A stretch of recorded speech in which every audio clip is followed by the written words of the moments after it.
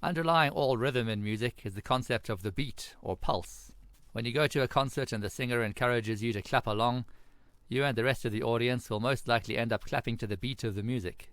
Or when soldiers march to music, their footsteps will stamp the beat.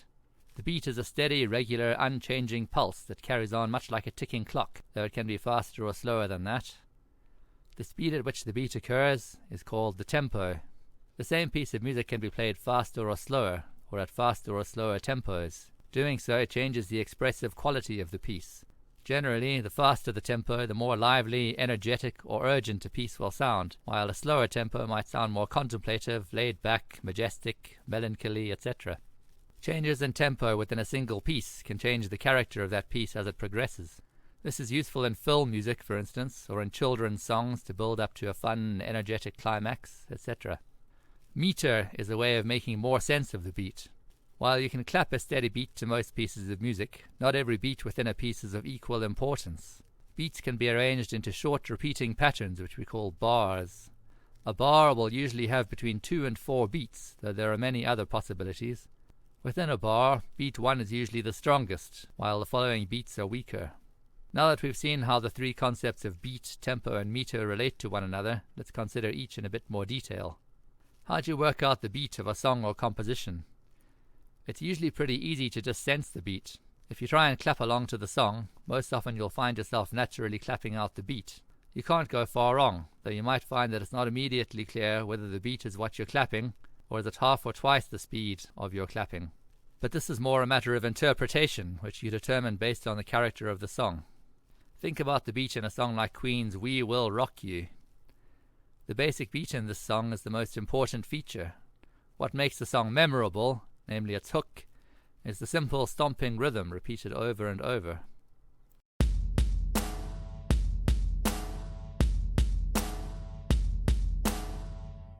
We can make a visual depiction of what the beat and rhythm from this song would look like.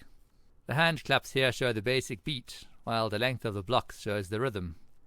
There's 2 shorter notes, each half the length of the beat, followed by a note twice as long, the whole length of the beat.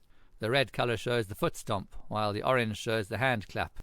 This pattern is then repeated over and over. Now let's have a look at tempo in more detail. The most important thing to know about tempo is that it's measured in beats per minute, or BPM for short. So a tempo of 60 BPM has 1 beat every second. A clock, for instance, ticks at 60 BPM. If you double the speed, you get 120 BPM, which is quite a common tempo for faster pieces. With the written composition, you know what tempo to perform it at because the composer will typically tell you at the very start of the piece, either with a BPM number, such as a note value equal to 60 BPM or 120 BPM, or with an expressive direction. So 60 BPM, for instance, might be marked as andante, meaning at a walking pace, while 120 BPM might be marked as allegro, which means fast or lively. This graph shows how the We Will Rock You rhythmic figure fits into a 4-second time frame at different tempos.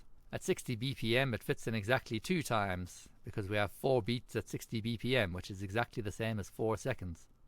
Double the speed to 120 BPM and it fits in 4 times, because we have 8 beats at 120 BPM, or a beat every half a second. Beats are always divisible into groups of beats that repeat, most commonly in short cycles of 2, 3, or 4 beats. When we divide up beats in this way, we're making a choice about meter. Meter is the number of beats in the repeating cycle. Then, when we count beats, instead of just clapping, we give each beat a number depending on its place in the cycle. We might count 1, 2, 1, 2, or 1, 2, 3, 1, 2, 3, or 1, 2, 3, 4, 1, 2, 3, 4, for instance.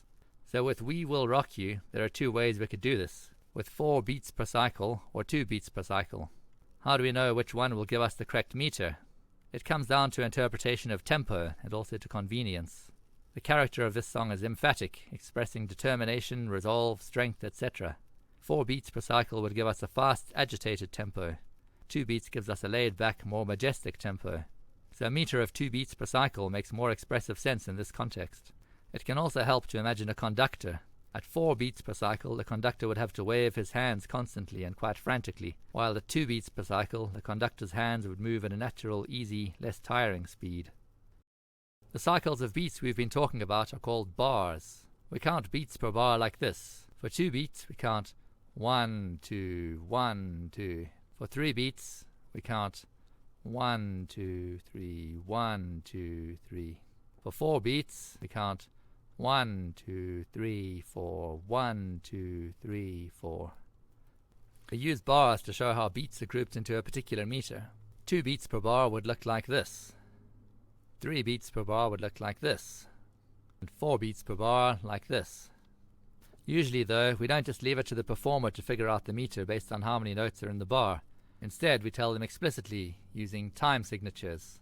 At the start of a written musical score, a time signature will appear, telling us how we should count the meter. The time signature has 2 numbers, an upper number and a lower number. For now, we'll only deal with the upper number, which tells us how many beats appear per bar. So we would write 2 beats in a bar, also called 2-4, like this. 3 beats in a bar, or 3-4, like this. And 4 beats in a bar, or 4-4, like this. Here's what the rhythm from We Will Rock You looks like notated. We have our instrument names on the left. We have our tempo indication showing 80 beats per minute. We have our time signature showing 2 beats per bar. And we have our rhythmic values showing 2 shorter duration hits in the foot stomp, followed by a longer duration hit in the hand clap. How we interpret the length of these hits in notation as shown here is something we'll discuss in the next section of your guide. Thanks for watching and keep on learning.